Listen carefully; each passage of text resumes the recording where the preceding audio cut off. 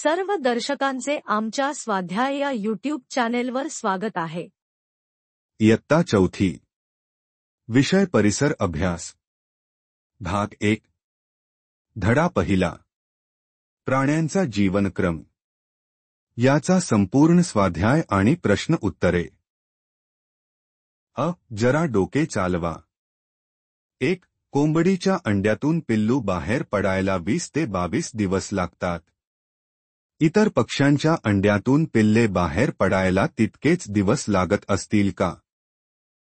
उत्तर नाही, कारण प्रत्येक जातीच्या पक्ष्यांचा अंडी उबवण्याचा कालावधी वेगवेगळा असतो। इतर पक्ष्यांच्या अंड्यातून पिल्ले बाहेर पडायला वेगवेगळ्या दिवसांचा कालावधी लागतो। उदा. कावळा 16 ते 17 दिवस, चिमणी 11 ते 14 दिवस।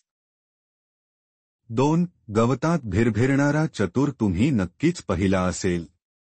अंडे, सुरवंट, कोश आणि प्रौढ ह्या 4 अवस्थांपैकी ही कोणती अवस्था आहे?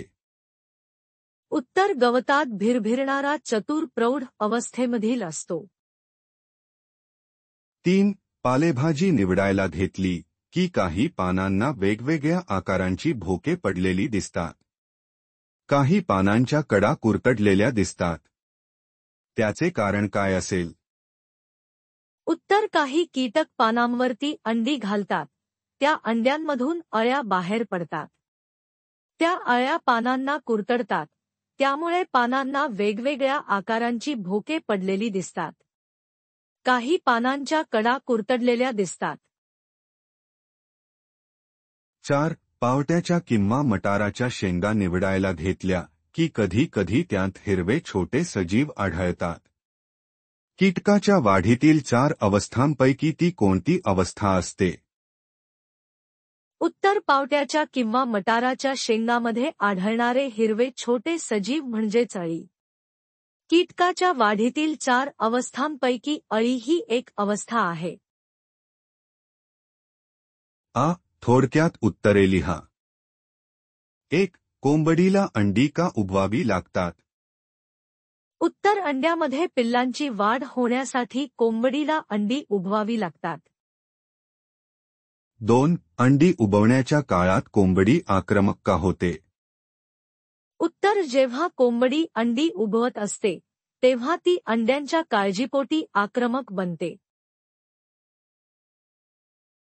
3. फुलपाखराच्या वाढीच्या 4 अवस्था कोणत्या? उत्तर फुलपाखराच्या वाढीच्या अंडी, अळी, कोश आणि प्रौढ ह्या 4 अवस्था असतात। 4. कोश या अवस्थेत बिबया कडवा या फुलपाखराच्या शरीरात कोणकोणते बदल होतात?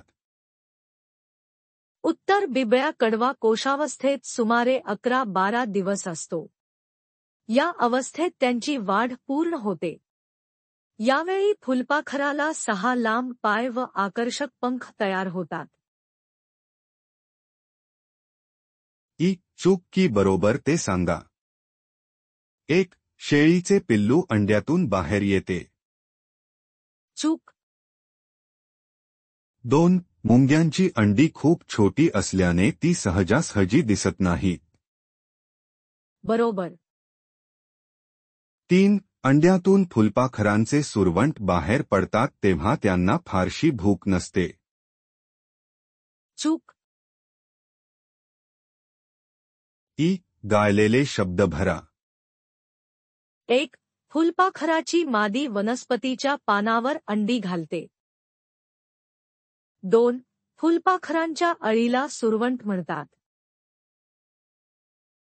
हा व्हिडिओ आवडला असेल तर कृपया लाईक करा आणि चॅनलला सबस्क्राईब करायला विसरू नका। तुमच्या एका क्लिकमुळे आम्हाला आणखी चांगलं कंटेंट तयार करण्याची प्रेरणा मिळते। नवीन व्हिडिओसाठी बेल आयकॉनवर क्लिक करा। पुन्हा एकदा धन्यवाद। पुढच्या व्हिडिओमध्ये भेटूया।